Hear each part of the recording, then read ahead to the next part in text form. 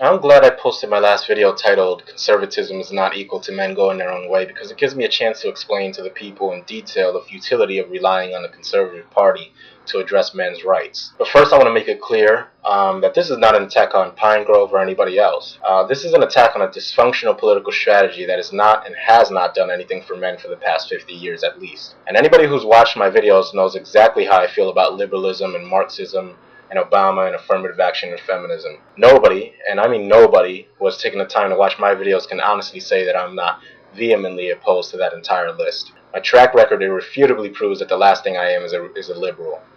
So those seeking to defend conservatism as a viable solution for men are going to have a hard time blaming liberalism for what I'm about to say. Now, you're not going to be able to shift blame on this one is pretty much what I'm trying to say. Because what this video is all about is putting conservatism under the microscope and forcing it to prove that it's in any way benefit to men and men's rights. So first off, let's tackle the tired default conservative excuse that's used every time their party rears its ugly penchant for bureaucracy and warmongering. And this is the whole "we aren't them, that's the GOP, we're conservatives, there's a huge difference" argument.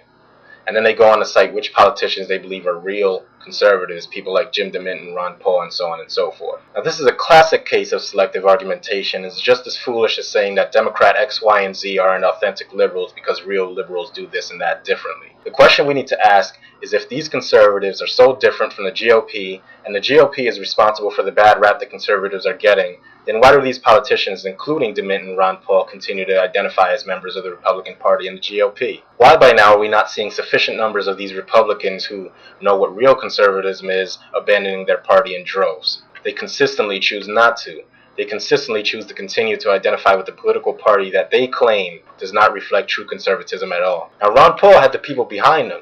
So much so that people made him $6 million richer in one day. And that's record-breaking. But a lot of people did this in hopes that Ron Paul would do everything he could to get himself elected, not excluding switching to an independent should his Republican bid for president fail. Well, it did fail, and he refused to continue running as an independent. He simply would not do it. Why?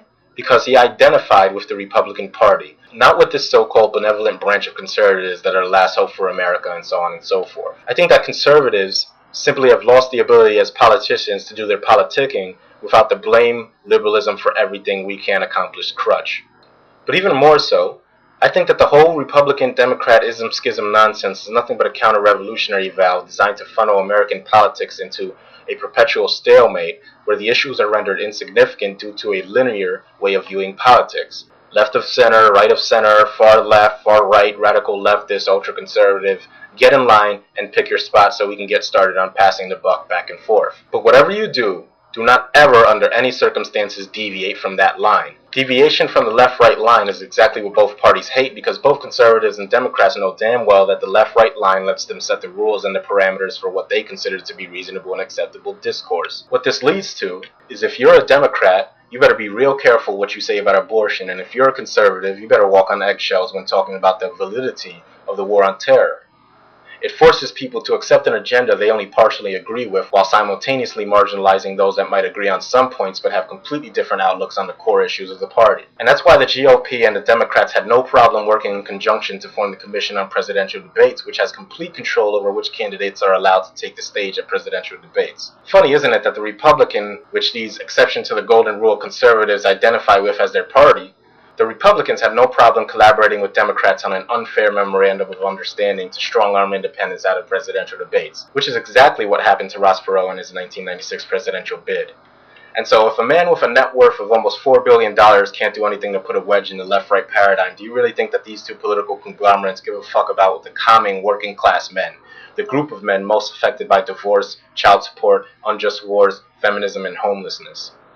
I think not. And supplicating to a wolf in sheep's clothing conservative vanguard will do nothing for the issues that men face on a daily basis, and to propagate anything other than a complete and permanent distrust of the state in all of its forms is nothing short of treasonous to men's rights. Compromising within this political system will inevitably result in you compromising yourself, and it's no different for men as a whole. These people seem to think that we should blindly sacrifice our humanity and grasp on reality at the altar of patriotism. America and the countries of the West are no different than any other country and are ideally the servants of the people, since in any democratic society it is in fact the people that sustain it. And so America is a servant of the people and needs to act accordingly, When it ceases to do so, then America, just like any other country, will inevitably lead itself to its own destruction, and in the process, it will without exception subject men to tyranny, which is exactly what men are under in the United States of America today. Unflinching conservative acolytes seem unable to understand that a country is justified in proportion to how it addresses the needs and wants of its own people. Once it refuses to effectively do so, then it is the people who deem it unworthy of its own existence, and America is no different. To point out the government's inability to listen to the people in regards to unjust war, misandry, and feminism is the exact opposite of being anti-American, because to do so is profoundly American, seeing as America is not a government but it's made up of the people, and it is sustained by men, and it's paid for on the battlefield by the blood of American men. So I'm sorry, Bernard, but when you say that the Iraq War was a mistake, you really do a disservice to the men who died there. The Iraq War was no mistake. It was a lie that killed off thousands of American men and possibly millions of Iraqi men. So let's make no mistake about it. Let's call it what it is. It was a lie. And what did we get as a result of this lie? The idea that Big Brother has to protect us from anything and everything bad in the world, which in reality adds up to an ever-increasing militarized police force that never seems to catch any real terrorists but still feels the need to walk through New York City subway systems toting submachine guns just in case. And I see them every time I take the subway, and I'm sure it's the same in any major city that they choose to label as vulnerable to terrorist attack. These anti-terrorism initiatives are almost solely the brainchilds of the GOP, and I don't see these conservatives saying a damn thing about it.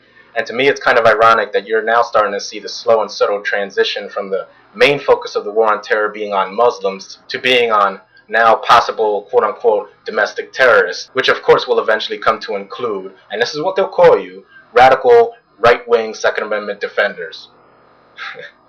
And then it won't feel so good, will it? You see, the GOP and the conservatives that identify with them are passing these anti-freedom, anti-American Patriot Act legislations under the delusion that it could never be them that America will deem more likely to be terrorists.